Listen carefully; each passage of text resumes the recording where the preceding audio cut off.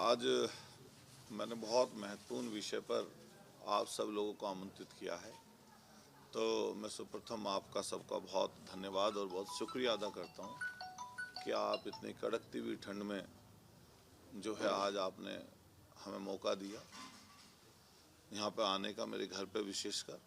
तो इसके लिए मैं आपका बहुत बहुत शुक्रिया अदा करता हूँ, धन्यवाद देता हूँ। अभी कुछ दिन से एक आध इशू पे जहाँ से मैं विधायक हूँ सरधना से, क्योंकि कई बार कुछ चीज़ें ऐसी होती हैं जिसमें कोई व्यक्तिगत अगर कोई बात हो तो उसमें बोला नहीं जाता। हम लोग सब लोग सार्वजनिक लोग हैं, तो परिवार सबके हैं, तो कोई परिवार से जब संबंधित विषय ना हो, अगर सामाजिक विषय में कोई दखल दे रहा हो, कोई सामाजिक ऐसी चीज़ें बोल रहा हो जिससे जनता प्रभावित हो रही हो, तो हम लोगों को फिर बोलना बनता है। मैं सर्वप्रथम आप सब लोगों से ये कहूँगा कि मैं जिस पेशे में हूँ, जो राजनीतिक जो हमारी पृष्ठभूमि है, हम लोगों ने छात्र राजनीति से अपनी शुरुआत की है और बहुत मेहनत और मशक्क़त से 2 बार चुनाव हारे और फिर जीते हैं। 2022 में एमएलए बनने का मौका मुझे मिला और ये इत्तेफाक कहिए, सहयोग कहिए या क्षेत्र कहिए, हम और हमारे प्रतिद्वंदी जो हमसे 2 बार पहले जीते थे चुनाव, जनता ने उन्हें चुनाव जिताया था। 2 बार वो चुनाव जीते तो हम लोग अपने क्षेत्र में काम करते रहे, फिर हम लोग जो है चुनाव जीते, पहले जनता ने उन्हें मौका दिया, फिर हमें मौका दिया। तो मैंने हमेशा कोशिश की है कि कोई ऐसी बात, कोई ऐसी चीज़ जिससे सामाजिक रूप से लोग ये कहें कि भाई ये बात आपने गलत बोली है, तो मैं कोशिश करता हूँ कभी ना बोलूँ। मैं तोड़ने वाली बात कभी किसी अपने उद्बोधन में, संबोधन में, जिससे जातियों में बंटवारा हो या कोई धार्मिक उन्माद फैले, मैं कोशिश करता हूँ मेरी ज़बान से कोई ऐसी बात ना निकले। और हम लोग जिस तरह की पॉलिटिक्स कर रहे हैं, तो हम एक अपने विचार पर अपनी एक पॉलिटिक्स कर रहे हैं। और किसी भी राजनीतिक व्यक्ति का राजनीति से पहले सामाजिक होना जरूरी है। अगर व्यक्ति सोशल और सामाजिक नहीं होगा तो आप ये पक्का मान के चलिए वो राजनीति में किसी को लाभ नहीं दे सकता। अगर मैं इमोशन लेस हो जाऊं, मेरे में भावनाएं ना रहे, तब भी मैं किसी की मदद नहीं कर पाऊंगा। इसलिए मैं कोशिश करता हूं कि जब कोई बात बोलूं तो उसमें सत्यता हो और वो सही चीज़ कही जाए। अभी पिछले दिनों काफ़ी विवाद चला कि कौन क्रिकेट खेलेगा, कौन नहीं खेलेगा। तो मेरा अपना इसमें एक तर्क है कि बहुत सारी चीज़ें ऐसी हैं, क्योंकि मैं जिस ओहदे पर, जिस पद पे हूँ, वो ऐसा पद ओहदा नहीं है जो सबसे लास्ट का पद और ओहदा है। मेरे बाद में मान लीजिए हम अपने दल की बात करें तो हमारे नेता हैं माननीय अखिलेश यादव जी, तो कई चीज़ें वो डिसाइड करते हैं पार्टी में, दल में, कि क्या बोलेंगे। स्टेट के लेवल पे, गठबंधन के लेवल पे, किसी और लेवल पे क्या फैसले होंगे वो अखिलेश जी करेंगे। लेकिन अगर लोकल लेवल पे कोई बात हो, मेरठ की कोई बात हो या मान लिया कोई जनता से जुड़ा हुआ विषय, उस पर हम लोग बोलेंगे। तो अभी पिछले दिनों हमारे खुद के क्षेत्र में दोराला में एक प्रोग्राम था, वो प्रोग्राम अच्छा था, उसके लिए हम नहीं बोलना चाहते। किसी गरीबों की मदद करना कोई गलत काम नहीं है, वो अच्छा काम है। लेकिन अलग अलग समय पे अलग अलग बातें बोलना, ये बहुत ख़राब बात है। मैं जब से यहाँ पर राजनीति में हूँ, चूँकि मैं एक ही दल की पॉलिटिक्स किया हूँ, एक ही दल में हूँ, जब से राजनीति की शुरुआत की, आप सब लोग जानते हैं, छात्र राजनीति लेकर अब तक। और हमारे जो सामने जो हमारे प्रतिद्वंदी हैं, वो हमारे प्रतिद्वंदी इसलिए नहीं है कि हमारी कोई उनसे ज़मीन जायदाद की लड़ाई है या कोई हमारी उनसे कोई और किसी तरह की लड़ाई है। हमारी लड़ाई उनसे विचार की है। उनका विचार अलग है, हमारा विचार अलग है। हम उस विचार के आदमी नहीं हैं, लेकिन विचारों में भी कुछ नैतिकता होती है। कुछ जब आप मंच पे लोगों के सामने बोलो, सार्वजनिक कोई बात बोलो, तो उसमें कुछ सच्चाई होनी चाहिए या कुछ लॉजिक भी होना चाहिए। अभी पिछले दिनों आप लगातार देखते होंगे, उनके हमेशा जो बयान हैं वो विवादों से घिरे हुए रहते हैं। कभी वो किसी दल के नेता के लिए अपशब्द बोलते हैं, कभी किसी जाति और धर्म के नाम पर किसी के लिए अपशब्द बोलते हैं। हमेशा उनकी भाषा तोड़ने की होती है, जिसके हम लोग सख्त खिलाफ हैं। और पहले दिन से खिलाफ हैं। और मैं कहना चाहता हूं, चूंकि मैं सरना विधानसभा की पॉलिटिक्स कर रहा हूं, मैंने वो भी समय देखा इस सरना में जब वो बसपा से टिकट मांग रहे थे और लगभग टिकट उनका तय हो गया था 2007 के एमएलए का। आप पूछिएगा, जो मैं बात पूछूं आपसे कहूं अगर कोई गलत हो, वो टिकट नहीं हो पाया। तो वही शख्स 2009 में समाजवादी पार्टी से आप सब लोगों के सामने समाजवादी पार्टी के उम्मीदवार लोकसभा मुजफ्फरनगर के बने और 9 में वो चुनाव हार गए। उसके बाद उनका यहाँ भी मन नहीं लगा, फिर उनका सीधा आगे बढ़े और आगे बढ़ने के बाद में उन्होंने भारतीय जनता पार्टी से 12 का टिकट पाया सरना विधानसभा से, उस चुनाव जीत गए। हमारे पास मौका था अपने आप को साबित करने का। हम छात्र राजनीति से गए थे पहले नंबर पे, वहाँ पर पहुँचे, 12 में हम चुनाव हारे। हमने 5 साल मशक्कत की, हम फिर चुनाव हार गए। वो फिर भारतीय जनता पार्टी से विजयी हुए 2017 में, भारतीय जनता पार्टी की सरकार बनी।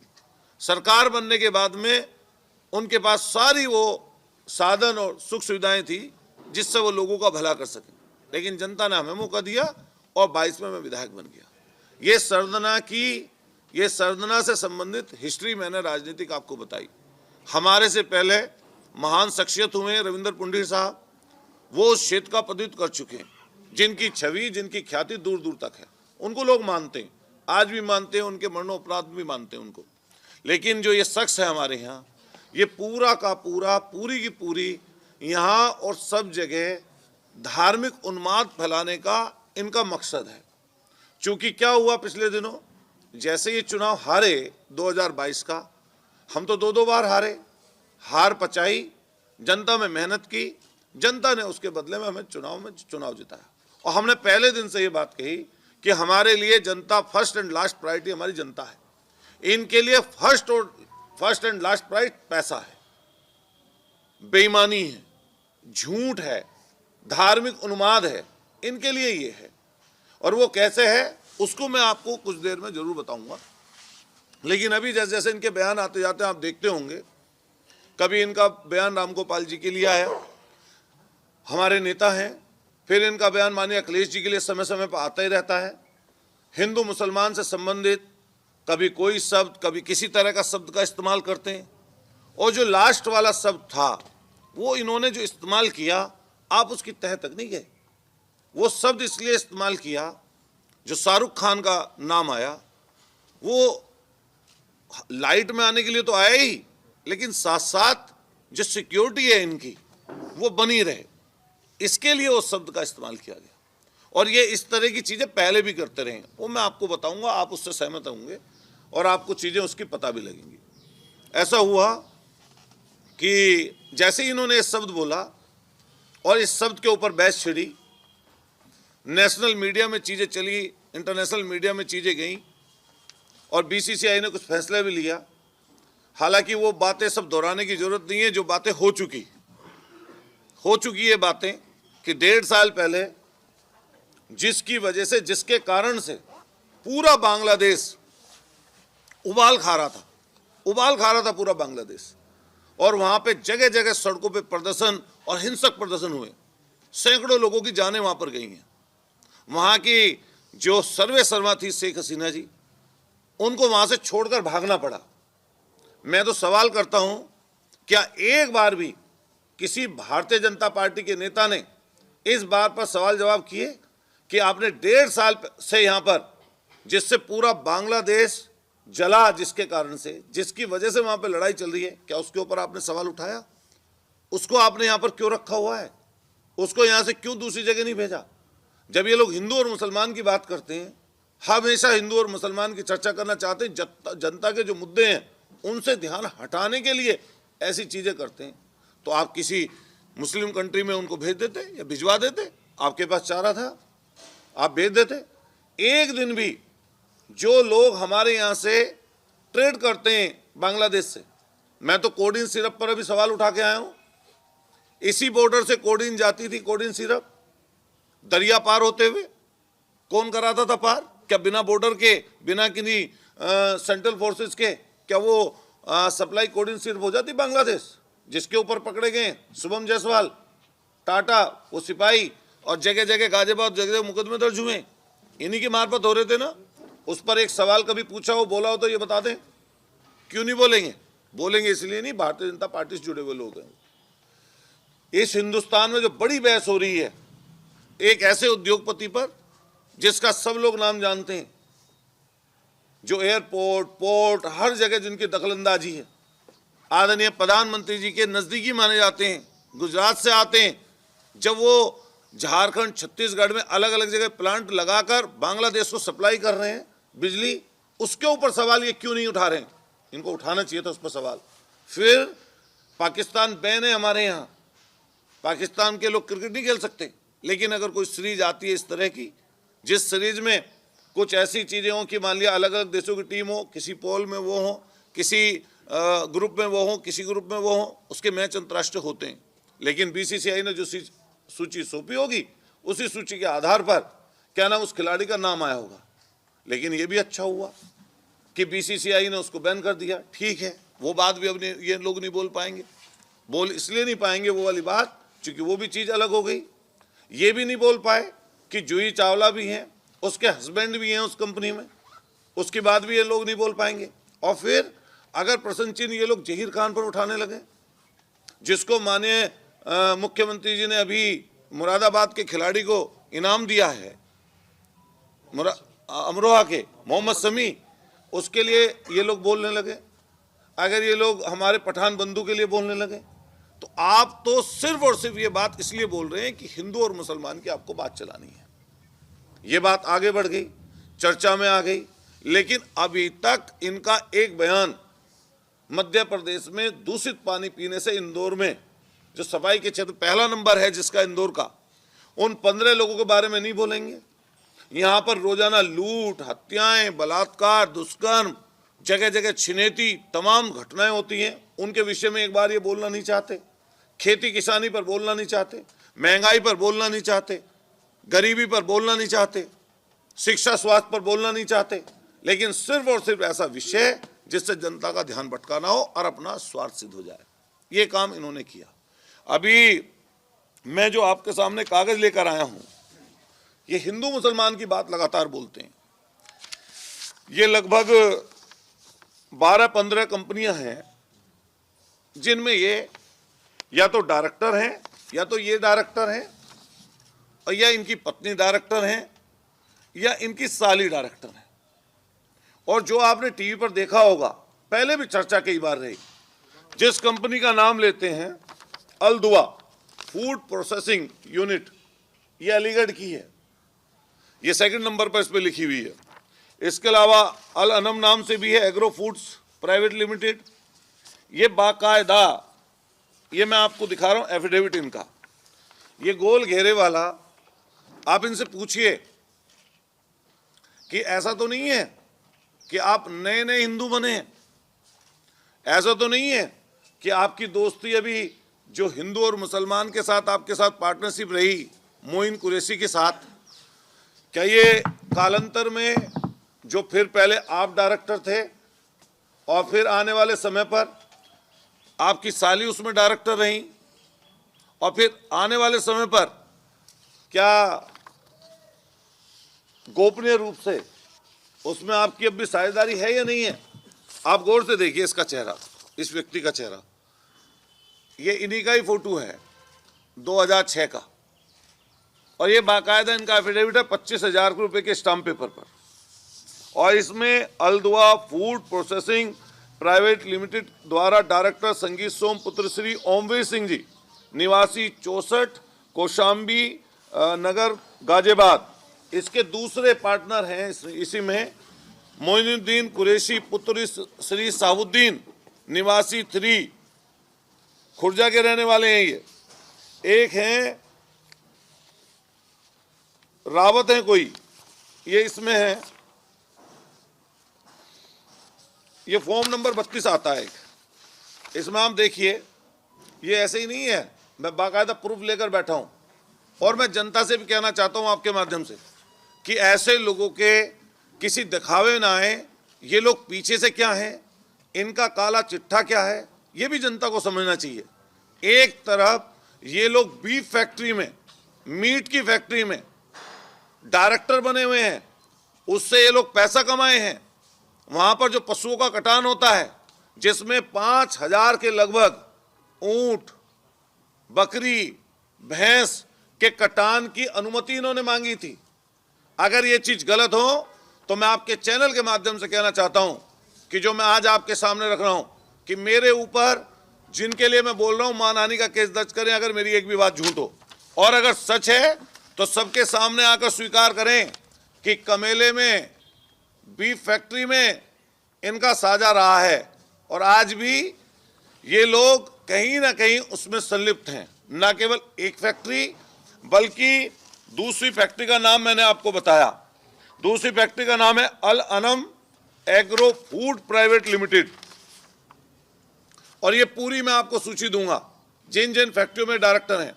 मैं आपके माध्यम से सरकार से मांग करना चाहता हूं, जो भारतीय जनता पार्टी की सरकार इस समय चल रही है, अगर दूध का दूध पानी का पानी करना चाहते हैं तो इनकी कुछ चीजें माननीय सुप्रीम कोर्ट के न्यायाधीश की अध्यक्षता में कोई कमेटी गठित हो जिससे इनकी अकूत संपत्ति, काली संपत्ति की भी जांच होना जरूरी है, और ये किस तरीके से जुटाई गई है इसके लिए भी ये जरूरी है। एक ये फॉर्म नंबर 1 आता है, सर्टिफिकेट ऑफ इंफॉर्मेशन इनकॉर्पोरेशन, तो ये अलदुआ फूड प्रोसेसिंग का है और ये इन्होंने ही ये कंपनी रजिस्टर की है। ये फॉर्म नंबर 1 है और ये इसका सर्टिफिकेट है, ये इन्हीं के नाम पर है। आप चाहें तो अभी नेट पर जाइए और ये सारी जानकारी जो मैं आपको बता रहा हूं, ये पूरी की पूरी जानकारी आपको इस समय पर नेट पर भी उपलब्ध मिल जाएगी। मैं आपके माध्यम से कहना चाहता हूं कि जनता भी समझे ये पर्दे के पीछे क्या कर रहे हैं और पर्दे के आगे इनका क्या काम है। एक कंपनी है, ये जिन जिन में डायरेक्टर हैं ये उसकी है, जूबा कोप करके आप नेट पे अगर जाएंगे तो जूबा कोप करके आपको इनकी जो कंपनियां हैं संगीत सोम के नाम की, तो ये कंपनियों के बारे में आपको साफ स्पष्ट आपके माध्यम से फिर मैं क्लियर कर दूं कि जनता जिससे गुमराह ना हो, ये जूबा कोप करके है। आप यूट्यूब पर जाइए या सर्च करिए गूगल पे जाकर, तो आपको कंपनी में और इनका नाम डालेंगे तो जिस जिस कंपनी में ये इनकी पत्नी और सारी जहां पर भी डायरेक्टर हैं उसकी जानकारी आपको पूरी की पूरी स्वतः ही मिल जाएगी।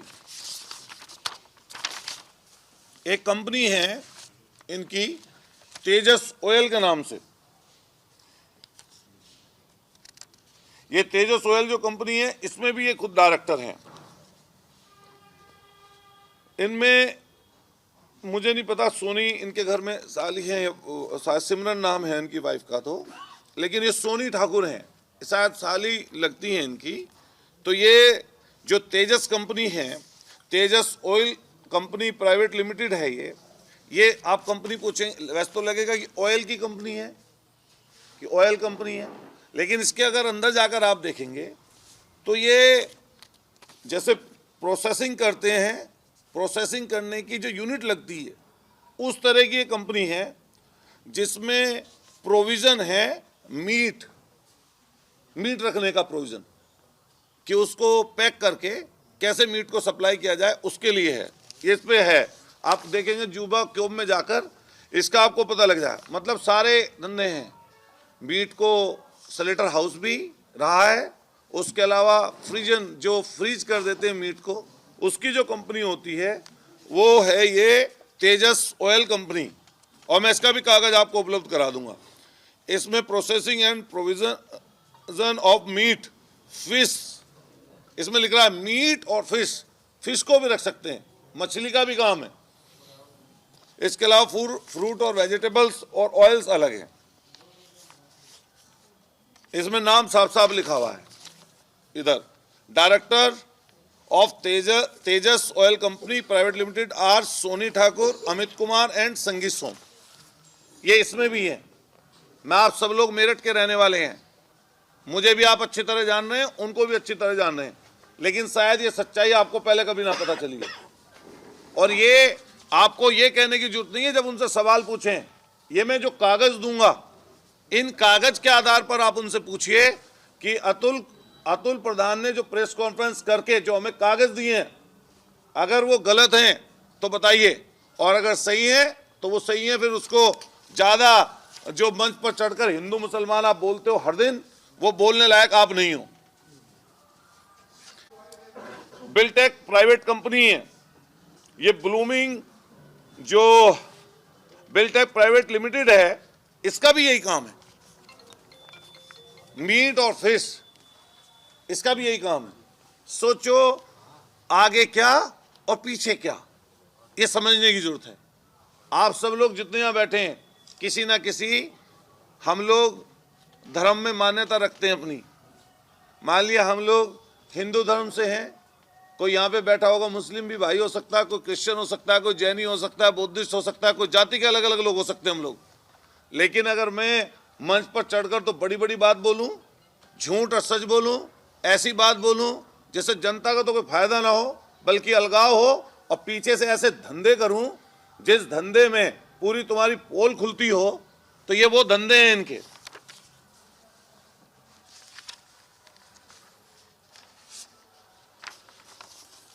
ये अलग है, ये बिल्डर्स की है, ये बिल्डर की कंपनी है, इसमें भी ये डायरेक्टर हैं।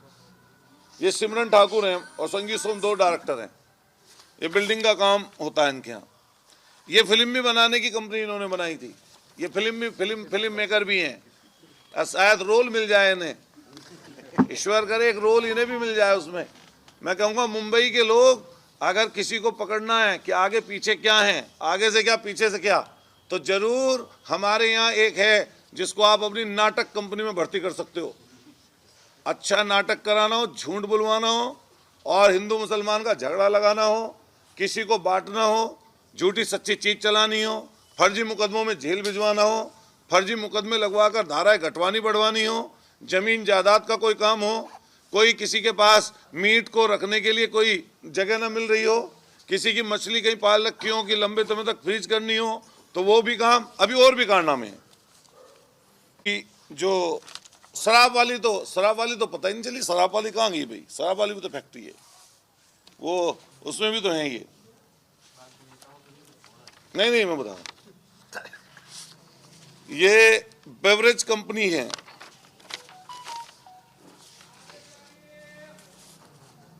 ये यमुना ब्रेवरेज पोंटा साहिब में शराब की फैक्ट्री।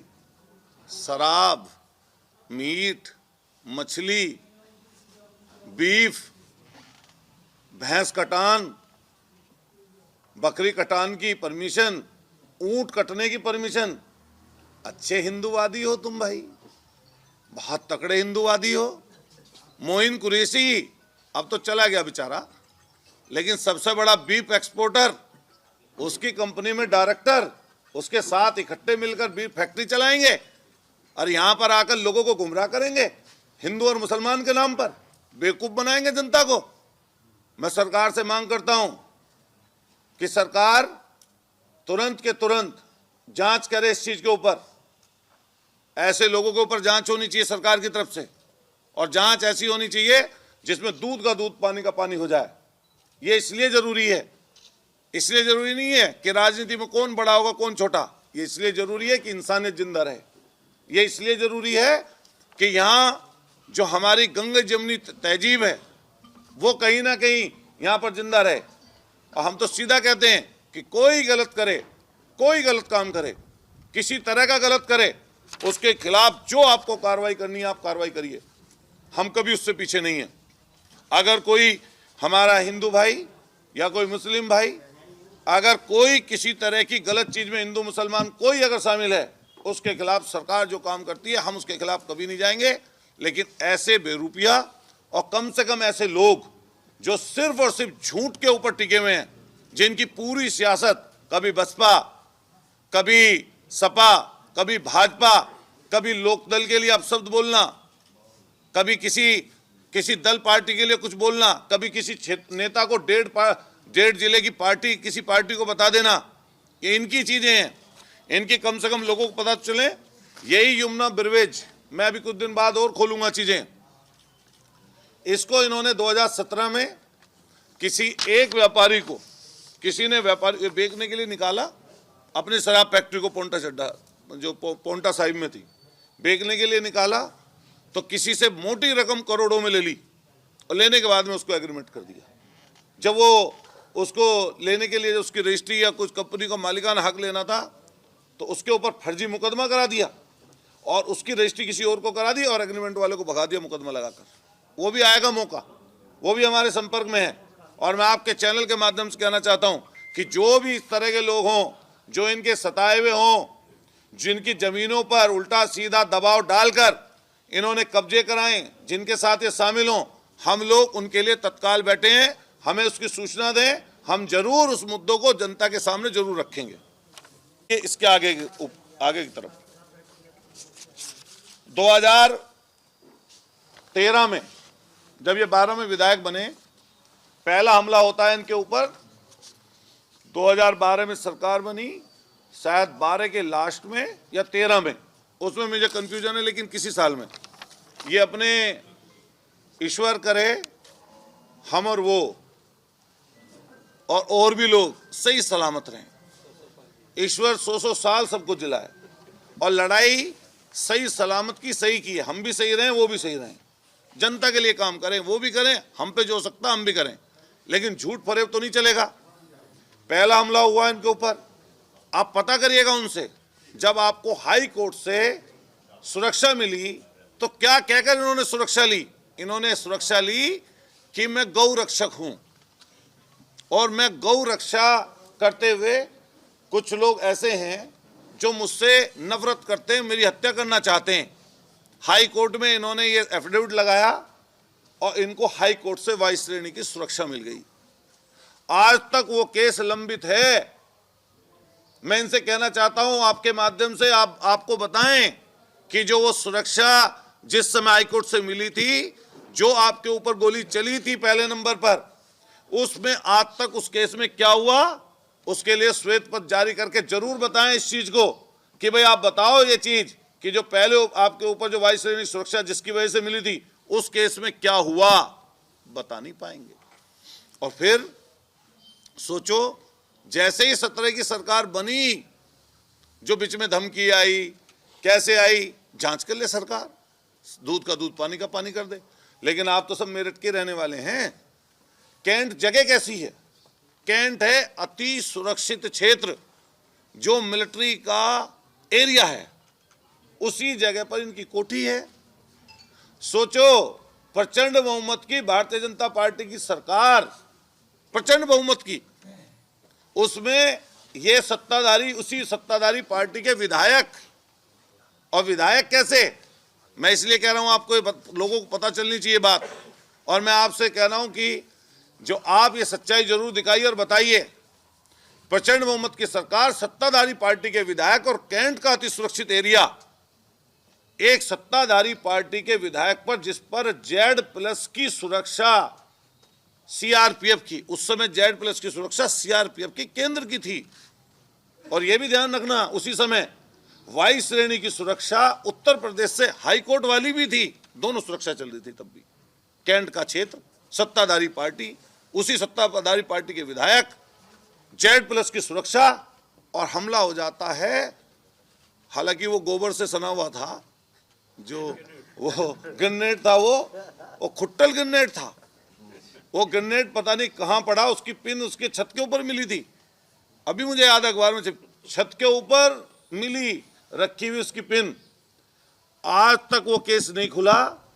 ये आज तक उसके लिए कहीं गए, किसी अधिकारी से वार्ता की?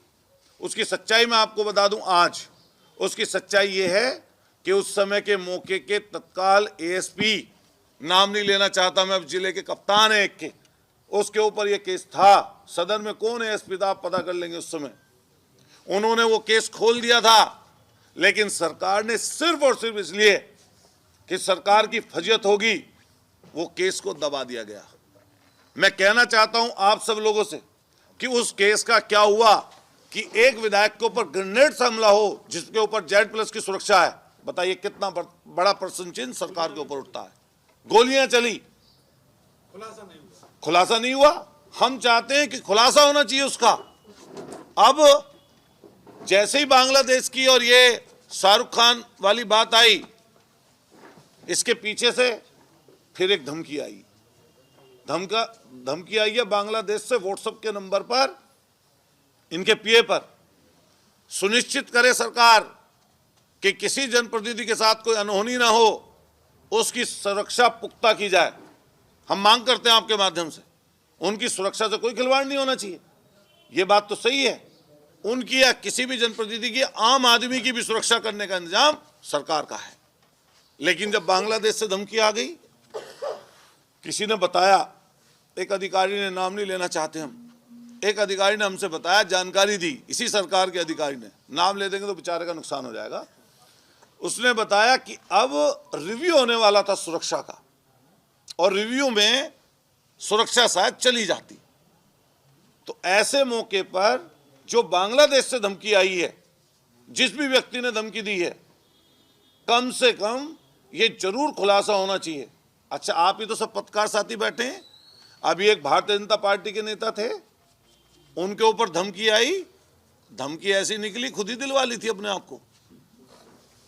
पता है, नाम नहीं लेंगे मैं, क्योंकि वो हमारे नाराज हो जाएंगे, कहेंगे भाई नाम बोल दिया प्रेस कॉन्फ्रेंस में। अभी ये आपके कंकरखेड़े थाने में क्या हुआ था, कहीं आई थी व्हाट्सएप से किसी को धमकी, खुल तो गया था केस, सबको पता है, तो खुल जाए केस। और जो इसमें दोषी हो, अगर मान लिया धमकी सही है तो सुरक्षा आपके पास है ही। और सुरक्षा के लिए और हम कहना चाहते हैं, आम आदमी, किसी को किल्लत है रोटी की, किसी को किल्लत है रोजगार की, किसी की फसल की दाम नहीं मिल रहा, आलू बिक रहा है सड़कों पे, एक तरीके से इतना सस्ता है, इतनी बुरी हालत है। आप सब लोग बैठे हैं, अपने बच्चों को पाल रहे हैं, किसी तरह अपनी मेहनत से काम चला रहे हैं। एक आदमी के ऊपर 11 साल में, सोचो आप, 11 साल में 66 करोड़ रुपया, 132 महीने सुरक्षा रही है इनके पास, लगभग 66 करोड़ रुपया सिर्फ इनकी सुरक्षा पे खर्च कर दिया सरकार ने। तब भी खतरा है। मुझे पता चला अभी कि आज इस समय मौके पर भी 2 सुरक्षाएं हैं। केंद्र ने Z+ काटी तो यूपी से Z मिल गई, वाई केंद्र की है। आज ही जाइए, अगर मेरी बात गलत हो तो वाई श्रेणी की सुरक्षा CRPF की, उनके साथ केंद्र की है इस समय मौके पे। और दूसरा नंबर जो उत्तर प्रदेश से सुरक्षा है वो है Z की। उत्तर प्रदेश में 10 लोगों के पास Z श्रेणी की सुरक्षा है कुल, और Z+ की जो सुरक्षा है उसमें माननीय मुख्यमंत्री जी, माननीय अखिलेश यादव जी, माननीय राजनाथ सिंह जी, विनय कटियार जी, ब्रिजेश नहीं आपके केशव प्रसाद मौर्य जी, दिनेश आपके जो पूर्व दिनेश शर्मा जी, और इनको लगा के 12 लोगों के पास सुरक्षा है Z+ की। और इनके बाद Z की उत्तर प्रदेश सुरक्षा है, वो मात्र 10 लोगों के पास है। इस उत्तर प्रदेश की आबादी है 25 करोड़। रोजाना लोग, जिनकी लोगों की हत्याएं हो जाती हैं, वो एक एक गनर के लिए मारे घूमते रहते हैं कि हमारी हत्या हो जाएगी, और बदमाश चेतावनी देकर, धमकी देकर उनकी हत्याएं कर देते हैं। उनको एक गनर नहीं मिल पाता। उसकी सुरक्षा की जिम्मेदारी सरकार की है। लेकिन ये वहां से पता है कितने कांस्टेबल और दरोगा हैं? 37, 3 दरोगा, 34 सिपाही, गारद घर की अलग, सरदने की गारद अलग, मेरठ की गारद अलग, कौशाम्बी की गारद अलग, 2 पुलिस की गाड़ियां सरकारी खर्चे पर पुलिस लाइन से सुबह तेल भरकर, जनता के पैसे की गाड़ी कमाई को लेकर इनको चलती हैं सुबह ही तेल भर के। और तेल अगर कहीं पर कम पड़ जाए घूमने में, तो वहीं पर सरकारी पैसे से दोबारा खर्चे तेल भरा जाएगा, पर्ची बनकर सरकार उसका खर्च करेगी। 34 सिपाही और 4 दरोगा इनके साथ हैं। 2 सरकारी गाड़ियां तेल भर के बिल्कुल फर्स्ट क्लास, अगर खराब होगी तो दूसरी आ जाएगी। और तीसरी गाड़ी जिस थाना क्षेत्र से जाएंगे उसमें वायरलेस हो जाएगा, जानकारी दे देंगे। तीसरी गाड़ी सरकार की वो मुहैया होती है। अब आप बताओ आम आदमी कहां जाए भाई? 66 करोड़ रुपया कैसा दिखावा है भाई ये? कोई बताए इस चीज को। और मैं फिर कहना चाहता हूं, इनकी पूरी सुरक्षा की जिम्मेदारी या किसी की भी सुरक्षा की जिम्मेदारी सरकार की है। सरकार को वो सुरक्षा करनी चाहिए, लेकिन ये चीज नहीं चलेगी। हमला हो जाता है विधायक के ऊपर और आज तक केस खत्म नहीं हुआ। ग्रेनेड से हमला हो गया विधायक के ऊपर, आज तक केस को कुछ पता नहीं चला। बीच बीच में धमकी आई अलग अलग जगह की। एक कलेक्टर थे यहाँ के उस समय 2017 से 20 तक, नाम बेचारों का निकल गया, गोरखपुर के कमिश्नर हैं, नाम नहीं लेना चाहिए अधिकारी का।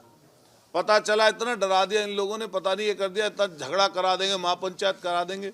वो कलेक्टर टेम्पो में बैठ के इनके घर पहुंच गए।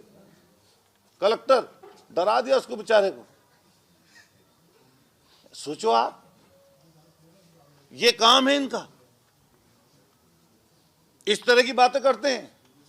मैं वहां का मौजूदा विधायक हूं, मुझे सरदने की महान जनता ने, गरीबों ने, किसानों ने, हमारे मेहनत और पसीना जो निकला हमारा, उसके बदौलत जनता ने हमें वहां पर विधायक बनाया। और अगर चीजें खुलने पर आ जाएं तो दोराला और आसपास में जमीनें बहुत महंगी हैं। अगर खुलने पे जब बात आएगी, अगर सरकार खोलना चाहे तो सारी चीज खोल सकती है। और मैं आपके चैनल के माध्यम से बहुत जिम्मेदारी के साथ कहना चाहता हूं, अतुल प्रधान भी उस क्षेत्र से विधायक है, महान जनता ने अतुल प्रधान को विधायक बनाया। मेरी भी जांच करवाइए।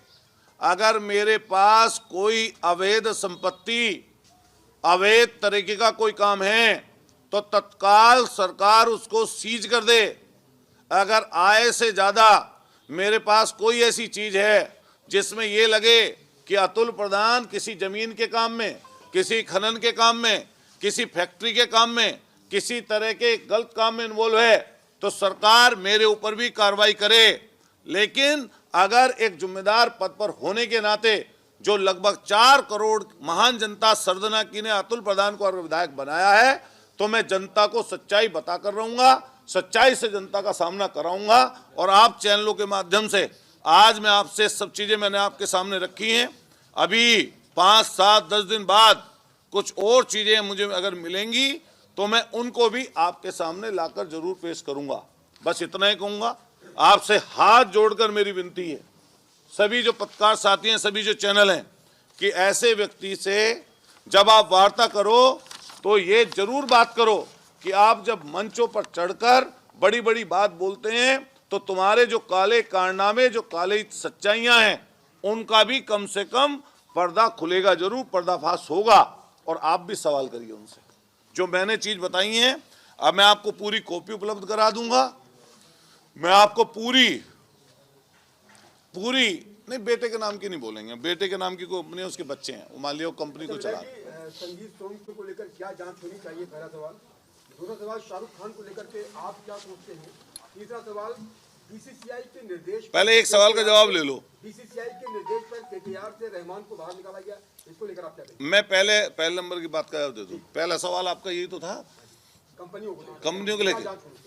मैं कहता हूं कि जब ईडी, इनकम टैक्स, तमाम तरह के छापे डल रहे हैं तो जांच होनी चाहिए। और मैं तो दूसरी चीज कह रहा हूं, इनकी भी जांच होनी चाहिए। और हम भी 3 बार से पॉलिटिक्स कर रहे हैं, हमारी भी जांच उन्हें करनी चाहिए। दोनों की जांच कर लें और जो सही चीज है वो कर दें। दूसरी चीज, शाहरुख खान जी के लिए हमें ये कहना है, और मैं इनको भी जी लगा कर बोला हूं, तो शाहरुख खान क्योंकि उम्र में भी ज़्यादा हैं, इसी देश की सरकार ने उनको बड़ा जो है राष्ट्रीय पुरस्कार उनको मिला है। और अभी ये घटना घटी थी शायद कुवैत या कोई से देश में, कतर में, हाँ कतर में, वहाँ से भी जब देश की सरकार उन जिनको फांसी दे दी गई थी हिंदुस्तान के नागरिकों को, तो वहाँ से भी लाने का उन लोगों को काम किया, सहयोग किया।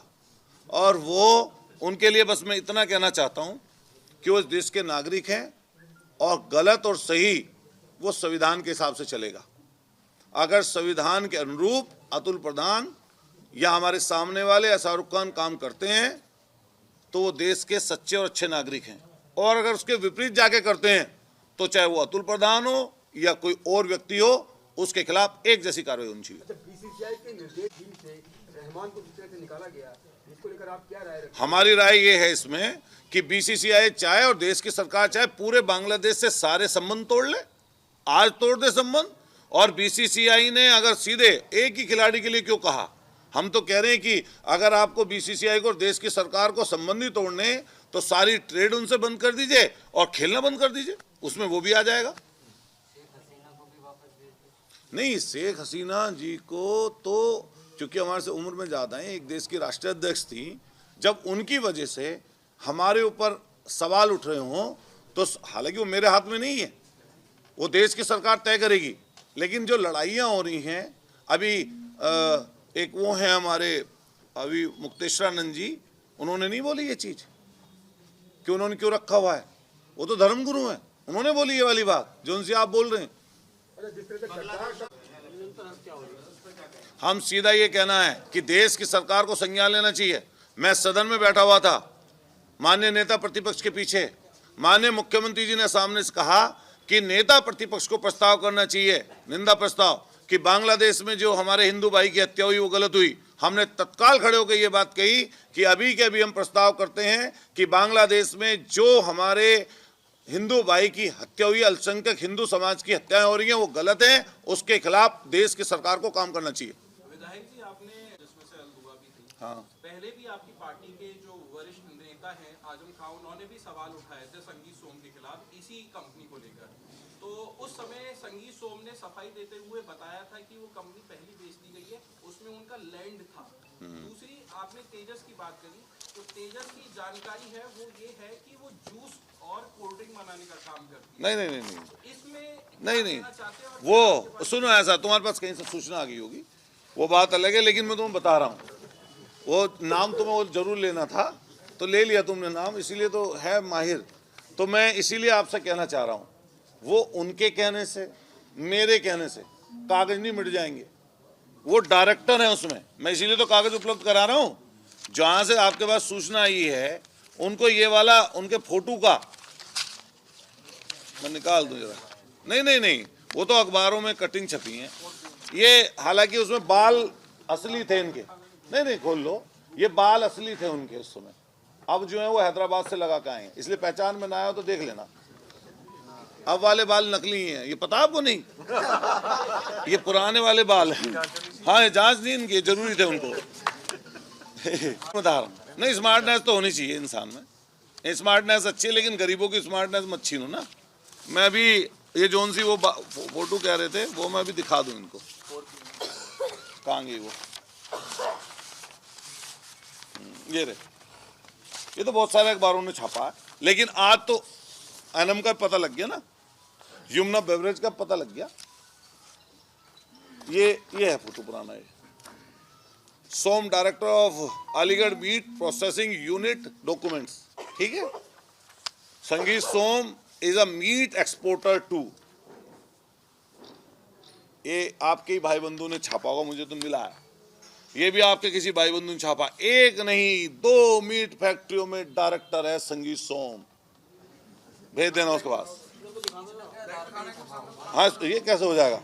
ये अमर उजाला की कटिंग है भाई, देखो अलीगढ़ से छपी है खबर, दैनिक जागरण की भी दिखा दूंगा, उसकी दिखा दूंगा। ये तो ये, हाँ देखिए, ये लेकिन फोटो पुराना है, ये वाला फोटो पुराना है, ये बाल इसमें ये असली वाले हैं। 5 साल सोम ने किया मीट का कारोबार, ये वही है जिनको तुम सुनना चाह रहे थे। तो विधायक जी, जो अभी बांग्लादेश में कंपनी आई है, अरे वो तो बेचारे खुद प्रताड़ित हैं। विधायक जी, अभी जो बांग्लादेश से कंपनी आई है, वो नहीं, उनसे पहले हमारे पास थे कागज। क्या ये रिन्यूअल प्रोसेस है जो सुरक्षा है उसके लिए? नहीं, वो मैं फिर कहना चाहता हूँ, 66 करोड़ रुपए एक व्यक्ति के ऊपर सरकार ने खर्च कर दिए 11 सालों में, प्रति महीने लगभग 40 से 50 लाख का खर्चा सिर्फ एक व्यक्ति की सुरक्षा पर सरकार खर्च कर रही है। और फिर इसमें भी अगर इजाफा करना है तो मैं माननीय प्रधानमंत्री जी से रिक्वेस्ट करूंगा कि इन्हें एसपीजी कवर दें और एसपीजी कवर देकर इनकी सुरक्षा का इंतजाम सरकार करे, क्योंकि अब प्रधानमंत्री जी के अलावा तो किसी के पास एसपीजी है नहीं। तो प्रधानमंत्री जी को एसपीजी कवर दे देना चाहिए या इनसे कह देना चाहिए कि आप अपने घर रहो, या ऑस्ट्रेलिया वाले घर रहो या फिर यहाँ वाले घर रहो, जो सा करिए। लगातार जो इस तरीके अच्छा, ये एक बोलते हैं स्लीपिंग सेल, तो ये जो पीछे से पर्दे के पीछे से काम करने वाले लोग हैं ना, मान लिया उसमें अगर कारोबार चल रहा होगा तो चला रहे होंगे, ले रहे होंगे पैसा उससे, इसके तो सरकार जांच करे। रामराज चल रहा है उत्तर प्रदेश में, फिर ये जांचें खुल क्यों नहीं पा रही हैं? हे राम, क्या बात आपने कर दी। भगवान राम जी का नाम लिया, लेकिन इनके लिए तो भगवान सिर्फ राम जी का नाम, इनकी राजनीति चलाने के लिए हमारे लिए वो आराध्य हैं और हमारे लिए पूजनीय हैं। हम लोग भगवान राम जी को मानते हैं, लेकिन ये जांच करें इसकी। सेना हिंदुस्तान में एक है जिस पर हम सब लोग प्राउड करते हैं, हमारी देश की सेना, उस पर हम लोग प्राउड करते हैं। उसके लिए हम लोग कुछ भी कर जाने की क्षमता, उसके लिए हमारे मन में श्रद्धा है। ये जो उन्होंने सेना बना रखी है, ये लोगों को डराने के लिए, धमकाने के लिए, लोगों को नीचा दिखाने के लिए, जात धर्म की लड़ाई कराने के लिए सेना बना रखी है।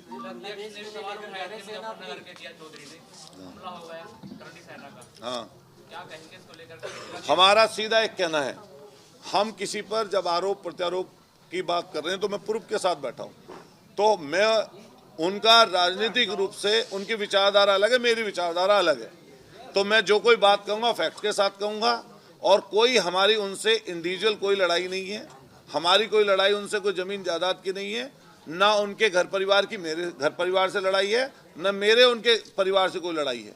तो हम जो बात कह रहे हैं वो जो हमारे प्रतिद्वंदी हैं, पूर्व के विधायक हैं, उनके जो बोलने में और काम उनका करने में जो अंतर है उसको हम बता रहे हैं। विधायक जी, संगीत सोम कंपनी बेचने के कागज आप दे दिए थे, फिर इस बात को क्यों उठाया गया? मतलब अच्छा, ये आपने बहुत अच्छा सवाल किया।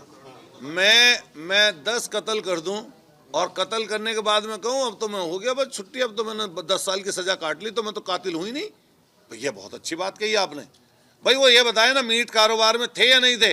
अगर मीट कारोबार में थे या अब भी पीछे से हैं, या उनकी शराब फैक्ट्री है, या मीट रखने की, फिश रखने की फैक्ट्री है, तो उसके बारे में खुद साफ करें ना, क्या था। अगर किया है काम तो बता दें, कितना बीफ भेजा, एक्सपोर्ट किया, बताएं।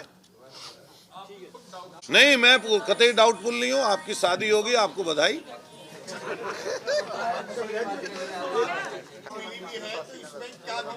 हमें कोई दिक्कत,